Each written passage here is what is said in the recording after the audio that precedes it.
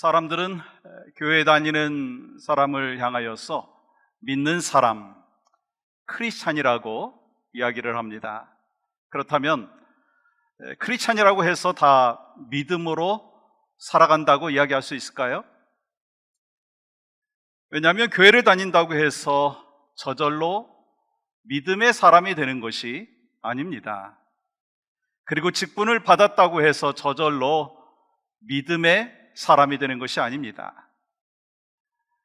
또한 교회를 오래 다녔다고 해서 저절로 믿음의 사람이 되는 것이 아닙니다. 그래서 요즘에는요, 신앙생활보다 더 중요한 단어를 이야기하는데 생활신앙이라고 하는 단어를 많이 사용합니다. 근데 안타깝게도 많은 크리스찬들이 믿음 안에서 생활을 하지 못하는 안타까운 모습이 있다고 하는 것입니다. 이에 대해서 레리 크랩은 그의 책 하나님을 신뢰한다는 것 중에서 이런 이야기를 했습니다. 많은 그리스도인들이 여전히 가짜 기독교의 거짓말을 받아들인다.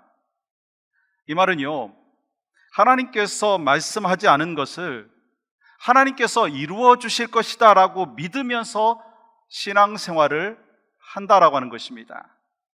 그것은 가짜 기독교라고 하는 것입니다. 하나님께서 약속하지 아니하였음에도 불구하고 내가 원하고, 내가 바라고, 내가 소망하고, 내가 믿음으로 기도하면 하나님께서 이루어 주실 것이다, 그렇게 생각하며 살아간다라고 하는 거예요. 그런데요, 그것은 기독교가 아니고요, 그것은 믿음 생활이 아니라고 하는 것입니다. 그렇다면 우리가 믿음으로 살아간다라고 하는 것이 무엇이냐라고 하는 것입니다. 오늘 본문이요, 이에 대한 답을 주고 있습니다. 하박국 선지자가 하나님 앞에 탄식하면서 이 두 번에 걸쳐서 질문을 하죠. 먼저 질문이 이거였습니다. 하박국 1장 2절 보시면 살려달라고 부르짖어도 듣지 않으시고 혹행이다 하고 외쳐도 구해주지 아니하시니 주님, 언제까지 그러실 것입니까? 그리고 두 번째 질문은 이거였습니다. 어떻게 바벨론과 같은 악인을 들어서 의인인 우리를 징계할 수가 있으십니까? 어떻게 악인이 형통하고 의인이 고난을 당할 수 있습니까? 라고 하는 질문이었어요. 그때 하나님께서 뭐라고 답변을 해주십니까? 하박국 2장 4절에서 이렇게 기록하죠. 의인은 그의 믿음으로 말미암아 살리라. 너희는 오직 믿음으로 말미암아 살아라. 너희는 인내하면서 살아라. 이것이 바로 하나님께서 이 하박국 선지자에게 답변하신 서론의 부분입니다. 그리고 오늘 본문 시작인 5절부터 20절까지는요, 하나님께서 답변하시는 본론 부분이라고 이야기를 할 수 있을 것입니다. 그런 면에서 오늘 본문은 믿음으로 사는 것에 대해서 말씀하시는데요, 하나님께서 선택하신 방법이 좀 다르다라고 하는 것을 여러분 아실 거예요. 그것은 악인들이 화를 당하고 멸망받을 수밖에 없는 5가지 죄를 지적하시면서 그들이 심판당할 수밖에 없는 이유를 말씀하시는데, 오늘 그것이 첫 번째 이유입니다. 그래서 심판당할 수밖에 없는 악인들의 삶을 반면교사 삼아서 악인들의 삶과 반대되는 그 삶으로 인하여서 믿음으로 산다는 것이 무엇인지 말씀하고 있다는 거예요. 바벨론의 악한 모습을 말씀을 하시면서 여기에 대한 반면교사로 너희는, 의인은 믿음으로 사는 것인데 그 믿음으로 사는 것이 무엇인지 오늘 본문을 통해서 가르쳐 주고 있다고 하는 것입니다. 그렇다면 여러분, 우리가 믿음으로 산다는 것, 믿음의 삶이 어떻게 사는 것이냐라고 하는 것입니다. 먼저 겸손의 삶이라고 하는 것입니다. 하박국 선지자가 활동하던 시대는 혼란과 암흑의 시대였어요. 그 당시에 유다의 18대 왕이었던 여호야김 왕은요, 정말 악할 대로 악한 왕이었습니다. 예레미야 선지자의 두루마리 책을 불로 태워버릴 정도로 악한 왕이었습니다. 그래서 정치적으로 굉장히 혼란하고 혼탁한 상황이었습니다. 그리고 북이스라엘은 이미 아수르에 의해서 멸망을 당했고 이제 남유다는요 바벨론의 위협을 받고 있는 그런 상황이었습니다. 전에 말씀드린 대로 이 하박국의 의미는 두 가지라고 말씀드렸죠. 하나는 팔을 벌려 끌어안다. 또 다른 하나는 팔을 벌려 끌어안고 씨름하다라고 하는 의미가 있습니다. 그래서 하박국 선지자는 그 시대의 폐역, 그 시대의 죄악, 그 시대의 분쟁을 끌어안고 씨름했어요. 그것이 바로 하박국 선지자의 역할이었고 사명이었다고 하는 것입니다. 그래서 하박국 선지자는 하나님 앞에 기도합니다. 탄식하며 기도했어요. 그리고 응답을 기다렸죠. 그때 하나님께서 뭐라고 말씀하십니까? 4절 우리가 한 목소리를 같이 받을까요? 시작. 보라, 그의 마음은 교만하며 그 속에서 정직하지 못하나 의인은 그의 믿음으로 말미암아 살리라. 즉 교만하고 정직하지 못한 악인인 이 바벨론과 대조되는 의인의 삶은 무엇인가? 믿음으로 산다는 것인데 그것이 바로 겸손이다 라고 말씀하고 있어요. 그러면 이 악인들의 삶에 구체적으로 삶의 모습이 무엇이냐라고 하는 것입니다. 5절 보시면 그는 술을 즐기며 거짓되고 교만하여 가만히 있지 아니하고, 악인들의 세 가지의 특징을 이야기하고 있습니다. 먼저 술을 즐기고 거짓되고 교만하다. 지금 누구를 말하고 있는 건가요? 악인 중에 악인인 바벨론을 향하여 말씀하고 있는 것입니다. 그렇다면 바벨론의 교만은 어떤 모습이었느냐는 거예요. 이 9절 말씀 보시면 재앙을 피하기 위하여 높은 데 깃들이려 하며 라고 기록되어 있어요. 바벨론 사람들은요 독수리같이 그 누구도 가까이 하기 어려운 곳에 둥지를 틀어놓고 자기 나라인 바벨론은 정복당하지 아니할 것이다 착각을 하면서 살고 있었다라고 하는 것입니다. 여러분, 교만이 뭔가요? 교만은요 자기가 하나님이 되어서 살아가는 거예요. 교만은요 자기가 주인 되어서 살아가는 것입니다. 자기는 늘 옳다고 생각하고 자기가 왕이라고 착각하면서 살아가는 것이 교만이라고 하는 것이지요. 그렇다면 어떤 사람이 교만해지기 쉬운가 여러분 아시죠? 세상에서 성공한 삶을 살고 있는 사람들이요 교만해지기 쉽습니다. 그리고요 인생에서 성공을 한 번이라도 경험했던 사람은요 교만해지기 쉽습니다. 아니, 이미 교만한 모습들이 있다는 거예요. 과거에 비즈니스에 성공했고 대박난 사람은요 그때를 내려놓지 못하기 때문에 왕년에 내가 어떻게 했었는데 라고 하면서 거기에 집착하고 교만에 빠지기가 쉽다라고 하는 거예요. 왜냐하면 옛날에 자기 방법으로, 자기 생각으로, 자기 지혜로 성공을 경험했기 때문인 것입니다. 내 노력만으로도 잘 살아왔다라고 착각하고 자만하고 있다라고 하는 거예요. 그래서 하나님 없어도 내 인생을 멋지게 살 수 있다, 그렇게 오해하고 살아가는 사람들이 있다는 거예요. 그렇다면 여러분, 왜 바벨론이 술을 즐기며 교만했느냐는 거예요. 이 바벨론은요 자기들이 하고자 하는 대로 했을 때 다 이루어졌습니다. 바벨론이 싸우고자 하는 나라와 싸웠는데 다 점령을 한 거예요. 자기가 원하는 대로 나라가 정복이 되고 그 백성들을 다 포로로 잡아왔다라고 하는 것입니다. 그러면서 승승장구하면서 마치 자기들이 하나님인 양 착각하고 있다라고 하는 것입니다. 즉 교만한 자는요 하나님의 뜻에 순종하지 아니하고 자신의 뜻만을 주장하기 때문에 하나님의 대적자가 되는 것이고 하나님의 회방자가 되는 것이고, 그래서 하나님 앞에 기쁨을 올려드리지 못한다는 것이죠. 그러므로 교만의 반대는요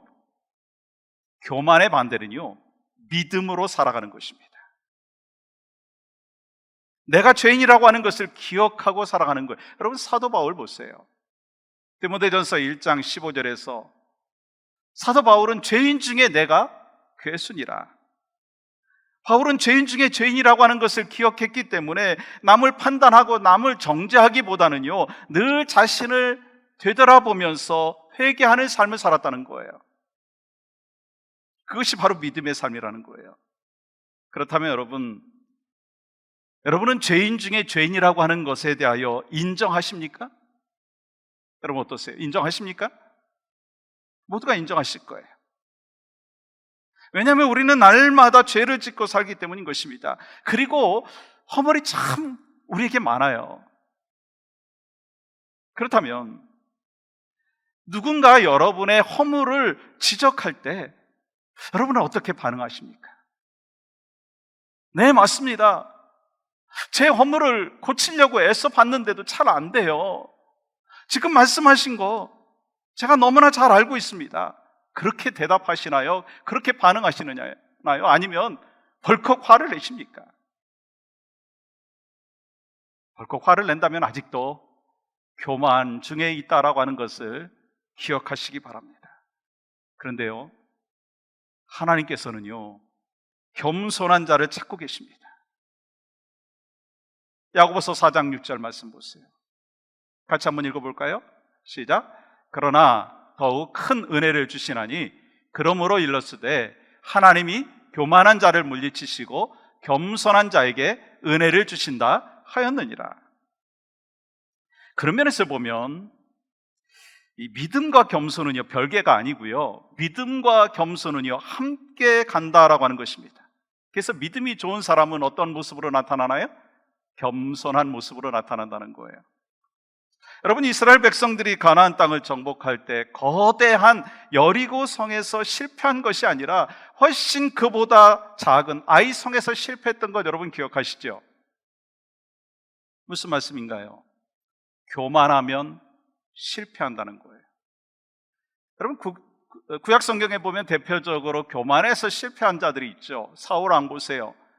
느부갓네살, 다리오 왕, 벨사살. 그들은요, 교만했기 때문에 하나님에서 버림받는 존재가 되었습니다. 아니, 애굽도 그랬고요, 바벨론도 그랬고요, 아스르도 그랬어요. 교만하면 하나님으로부터 버림당한다라고 하는 것입니다. 사랑하는 여러분, 그런 믿음으로 산다는 것이 무엇이냐? 겸손한 자로 살아가는 것입니다. 우리가 믿음으로 산다라고 하는 것은요, 구원받아서 천국 가는 것, 그것으로만 끝나는 것이 아니라는 거예요. 우리가 어떻게 천국 가게 되었습니까? 하나님께서 여러분과 저를 사랑하여 주셔서 여러분과 저의 죄를 친히 담당하게 하기 위하여 독생자 예수 그리스도를 이 땅에 보내주셨고, 예수 그리스도께서 십자가에 못 박혀 돌아가심으로 말미암아 우리에게 구원의 역사, 생명의 역사, 천국 가는 길을 허락하여 주시지 않았습니까? 그래서 우리는요, 그 주님 앞에 겸손해야 된다는 거예요. 그렇기 때문에 우리는 늘 내가 죄인인 것을 기억하고 나 같은 죄인을 살려주신 하나님의 은혜에 대하여 매일매일 고백하며 살아가야 된다라고 하는 것입니다. 그것이 바로 믿음의 삶이고 그것이 바로 겸손한 자의 삶의 모습인 것입니다. 어떻게 해요? 그렇게 머리 숙이고 무릎을 꿇고 주님 앞에 설 때 바로 우리의 삶을 통하여 주님은 영광을 받으실 뿐만 아니라 바로 여러분과 제가 하나님 앞에 더 가까이 가고, 이를 통하여 여러분과 제가 어려운 삶의 현실 속에서도 주님의 은혜와 주님이 주시는 복을 경험하며 살아갈 수 있을 줄 믿습니다. 그래서 우리가 겸손함으로 머리 숙여 살아갈 때 생활 신앙인으로서 믿음으로 사는 아름다운 역사가 바로 여러분과 저에게 있을 줄 믿습니다. 두 번째로 여러분, 믿음으로 산다는 것은요, 자족하는 삶이라는 거예요. 오늘 본문 5절은요, 악인들의 두 번째 특징을 이렇게 기록을 하고 있어요.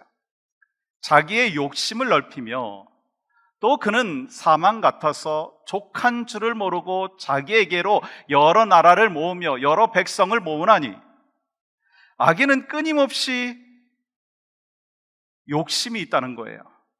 그래서 만족할 줄 모르고 여러 나라를 모으고 여러 백성들을 모은다라고 하는 것입니다. 여러분, 욕심이 얼마나 끝이 없는지 성경은 욕심에 대해서 이렇게 말씀을 하시죠. 욕심이 잉태한 즉 죄를 낳고 죄가 장성한 즉 사망을 낳느니라. 욕심은 결국 죽음을 낳는다는 거예요. 성경은 이 탐욕을 마치 식탐에 비유했습니다. 먹어도 만족하지 못하고 계속 입을 벌리면서 살아가는 그런 존재가 탐심이고 탐욕이라고 했습니다. 그러면 어떻게 됩니까? 탐심 속에서 살아가면, 입을 벌리고 탐심 속에 살아가면 어떻게 됩니까? 나중에 탈이 나게 되어 있습니다. 바벨론이 그랬다라고 하는 거예요. 그래서 자꾸 주변 국가들을 정복하고 삼켜버렸습니다. 이것이 바벨론의 모습이고 결국 그들은 망할 수밖에 없었다라고 하는 것입니다. 그렇지만 여러분, 하나님께서 주시는 영적인 레슨이 뭔가요? 바벨론만 그런 것이 아니라고 하는 거예요. 우리도 역시 자족하지 못하면서 살고 있지 않느냐라고 하는 것입니다. 그래서 더 가지려고 아둥바둥하지 않느냐는 것입니다. 그래서 5절 이렇게 말씀하고 있어요. 이런 모습이 바로 우리의 모습이라는 거예요. 탐욕을 채우느라고 쉴 날이 없다는 거예요. 자족하지 못하고 탐욕의 노예가 될 때 쉴 날이 없다라고 하는 것입니다. 그러나 자족하면 어떻죠? 적은 것에서도 행복할 수 있다는 거예요. 물론 이 자족이라고 하는 이야기를 할 때 조심해야 될 부분들이 있더라고요. 자족한다고 게으르거나 나태하지는 말아야 합니다. 더 나은 삶을 향해서 기회가 있으면은요, 놓치지 말아야 합니다. 우리는 최선을 향하여 살아가야 되고 열심히 땀을 흘려야 합니다. 그러나 나에게 주어진 것에 대하여 만족하면서 감사하면서 자족하는 삶을 살아야 된다라고 하는 것입니다. 종종 이런 생각들을 하지 않나요? 저 사람 정도만 되면, 아니 저 정도만 되면 만족할 텐데. 혹시 그런 생각 해보지 않으셨나요? 그런데요, 누군가는 여러분과 저를 향하여서 저 정도만 되어도 참 만족할 텐데, 그렇게 생각을 한다는 거예요. 그러면서 감사하지 못하고 조금만 더 그런 인생을 산다는 것입니다. 그래서 서양 격언에 이런 말이 있어요. 제일 가르치기 어려운 수학 문제는 받은 축복을 세어보는 것이다. 감사하지 못하는 것은요, 감사의 조건이 없어서가 아니라 깨닫지 못해서라고 하는 것입니다. 그렇다면 감사를 깨닫지 못함으로 우리에게 인도하는 그 방해되는 것이 뭐냐라고 하는 거예요. 교만한 마음, 남과 비교하는 그런 마음, 그러면서 자신이 갖고 있는 것에 대해서 자족하지 못하는 마음이라는 거예요. 그런 면에서 우리 믿음의 사람들에게는요, 정말 필요한 것이 있는데 자족하는 마음이에요. 이 빌립보서 4장 12절에서 이 사도 바울의 고백을 우리가 보고 듣고 묵상하며 많은 것을 얻지 않습니까? 나는 비천에 처할 줄도 알고 풍부에 처할 줄도 알아. 모든 일 곧 배부름과 배고픔과 풍부와 궁핍에도 처할 줄을 아는 일체의 비결을 배웠노라. 바울은 처음에는 자신의 가시만을 보고서 가시를 없애달라고 열심히 기도했어요. 그러나 기도 후에 가시가 있음에도 불구하고 감사하는 사람으로 변했어요. 왜요? 가시 자체는 고통이었습니다. 그러나 그로 인해서 유익이 있다라고 하는 것을 깨달았을 뿐만 아니라 자족하는 삶의 비결을 깨달았기 때문인 것입니다. 탐심을 채우지 말고 주님의 마음을 채워라. 주님을 왕으로 모셔야 된다라고 하는 거예요. 왜냐하면 탐심을 채우게 된다면 우리는 계속해서 죄를 낳게 되지만, 주님을 채운다면 우리는요 참된 하나님이 주시는 샬롬, 평강을 경험하기 때문인 것입니다. 그렇습니다. 믿음으로 산다는 것은요, 이미 주신 것에 대해서 감사하며 자족하며 살아가는 것입니다. 코비드-19 상황 속에서 불평할 것을 찾아보면은요 엄청나게 많습니다. 왜요? 불편하기 때문에. 그러나 주어진 상황에서 있는 것에 대하여 감사하고 주신 것에 대하여 감사하는 자족한 삶을 우리는 살아야 된다라고 하는 거예요. 왜요? 불평해도 환경은 바뀌지 않더라고요. 불만을 가져도요 그것이 감사의 제목으로 바뀌지 않더라고요. 그러나 관점을 다르게 해서 이미 하나님께서 나에게 주신 은혜가 무엇인지를 카운트하다 보면 바로 내 안에 감사가 나타나고, 그 속에서 하나님께서 나를 향한 놀라운 축복이 무엇인가라고 하는 것을 발견하며 감사할 수 있다고 하는 것입니다. 여러분, 그것이 어떤 사람의 삶의 모습인 줄 아세요? 바로 믿음의 삶인 줄 믿습니다. 여러분과 제가 믿음의 삶을 살고 있습니다. 어떻게 살아야 되겠어요? 자족하며 살아가시는 여러분과 저의 삶이 되기를 주님의 이름으로 간절히 축복합니다. 또 한 가지는요, 믿음으로 산다는 것은요 속지 않는 삶이라고 하는 거예요. 우리가 믿음으로 산다는 것은 겸손한 마음으로 살아가는 것이고, 욕심을 내려놓고 자족하면서 살아가는 것입니다. 그럼에도 불구하고 우리 크리스찬들의 삶의 모습 가운데는 그러한 삶을 살지 못할 때가 있다고 하는 거예요. 왜요? 교만한 마음으로 살아가고 욕심을 내면서 살아가는 것인 이유가 뭐냐라고 하는 것입니다. 그것은 교만하고 욕심내며 사는 것이 성공하는 인생이라고 사탄이 거짓말로 계속 속이고 있는데, 그것에 넘어가기 때문이다라고 하는 것입니다. 여러분, 바벨론이 그랬어요. 그들은 거칠 것이 없었습니다.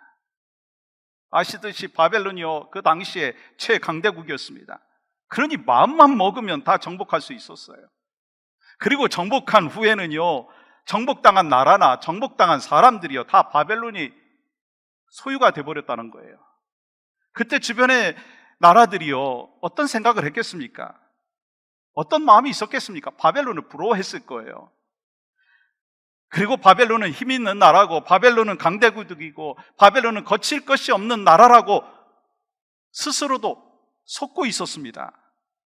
그러한 바벨론을 향하여 하나님께서는 뭐라고 말씀하시느냐면, 오늘 본문이 바로 그 말씀입니다. 좀 이해를 쉽게 하기 위하여 우리말 성경의 번역으로 제가 한번 읽겠습니다. 포도주는 사람을 속인다. 거만한 사람은 가만히 있지 못한다. 무덤처럼 목구멍을 넓게 열고 있는 그는 마치 죽음과 같아서 결코 만족함을 모른다. 그는 모든 나라들을 자기에게로 모으고 모든 백성들을 자기 것으로 만들지만, 이들 모두가 그를 속담거리로 삼고 그에 대해서 풍자와 비유를 말하지 않겠느냐? 화 있을 것이다. 자기 소유가 아닌 것으로 부유하게 된 사람아, 이런 일이 얼마나 더 계속되겠는가? 갑자기 내 빚쟁이들이 일어나고 너를 공포로 떨게 할 사람들이 깨어 일어나지 않겠느냐? 그러면 내가 그들의 약탈물이 될 것이다. 내가 많은 나라들을 약탈했기 때문에 그 나라들 가운데 살아남은 백성 모두가 너를 약탈할 것이다. 내가 사람의 피를 흘리게 하고 땅과 도시와 그 안에 사는 모든 주민들에게 폭력을 행했기 때문이다. 이 말씀은 세상적으로 성공한 나라 최강대국이라고 속고 있는 바벨론을 향하여, 세상을 향하여서 하나님께서 말씀하신 것입니다. 하나님께서 바벨론과 같이 권력과 힘, 무력으로 약한 자들을, 약한 나라들을 빼앗는 그러한 사람들은, 그러한 나라는 때가 되면 그를 억누를 자를 세우심으로 그들이 행한 대로 당하게 해주신다라고 하는 것입니다. 그리고 하박국 선지자에게도 이렇게 말씀하시는 거예요. 너는 악인들이 형통하고 의인이 고난당하니까 어떻게 이런 일이 있을 수 있는가? 라고 말하지만 그 악인들을 결말적으로 보면 망하는데 너는 누구를 믿고 의지하겠느냐? 너는 교만하지 말고 너는 겸손해서 욕심을 내려놓고 자족하면서 사람을 살아가라. 그것이 바로 이 하박국 선지자에게 말씀하신 것이고 바로 여러분과 저에게도 동일하게 말씀하고 계신 줄 믿습니다. 여러분 창세기 말씀 보면 사탄이 선악과를 보여주었을 때 아담과 하와의 눈에는 그 선악과가 어떻게 보였어요? 먹음직도 하고 보암직도 하고 지혜롭게 할 만큼 탐스러웠습니다.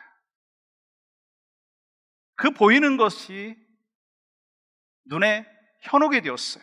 그래서 그것에 속아서 선악과를 따먹고 그로 인해서 모든 인류가 죄에 이끌려가는 인생이 되었고 욕심을 채우기 위해서 쉬지 못하는 인생이 되었고 욕심을 채우기 위해서 남을 부러워하는 인생이 되었고 남들처럼 살지 못해서 좌절하고 낙심하는 인생이 되었다라고 하는 것입니다. 그러므로 세상 사람들이 헛된 것을 쫓아 정신없이 살아가는 인생에 대하여 부러워하지 않는 여러분과 저의 삶이 되기를 간절히 소망합니다. 왜요? 모든 것에는요 바뀔 때가 있다라고 하는 것입니다. 반드시 심판의 때가 있다라고 하는 것입니다. 여러분 물질 자체가 악한 것은 아닌 거 아시죠? 나쁜 것이 아닙니다. 근데 물질을 지나치게 의존하고 물질이 있다고 교만하고 자족하지 못하고 부당하게 물질을 쌓아놓는 것이 문제라고 하는 거예요. 그렇기 때문에 너무 잘 나가서 교만해지고 많은 것을 더 가지려고 욕심을 내는 인생이 아니라 오직 겸손하게 자족하면서 주신 것에 대하여 감사하며 살아가는 여러분과 저의 삶이 되기를 주님의 이름으로 간절히 축복합니다. 세상적으로 잘 나가는 인생을 부러워할 것이 아니라 하나님께서 인정하시는 믿음의 삶이 바로 여러분과 저의 삶이 되기를 소망합니다. 세상은 왜 그렇게 사느냐고 말할 수 있습니다. 그러나 주님은 그렇게 사는 것이 복된 삶이라고 말씀하십니다. 즉 말씀대로 살아가는 삶, 겸손하게 살아가는 삶, 자족하면서 살아가는 삶,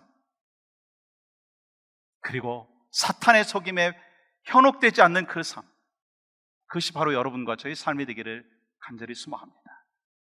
코비드-19의 상황 속에서 여러분과 제가 힘들어하고 이 땅에 수많은 백성들이 모두가 힘들어하지만 그 속에서도 믿음을 지키고 참된 신앙인의 삶을 살아가는 삶, 생활신앙으로 살아가는 믿음의 사람은 어떤 상황 속에서도 주님 앞에 겸손을 올려드리고 또한 자족하면서 사탄에 속는 것이 아니라 영적인 전쟁에서 주님께서 결국 승리할 것이기에 주님 앞에 더 무릎 꿇고 주님의 음성을 듣고 주님의 말씀 속에서 살아가시는 여러분과 저, 그리고 여러분의 후손, 그리고 다음 세대가 될 수 있기를 주님의 이름으로 간절히 축복합니다.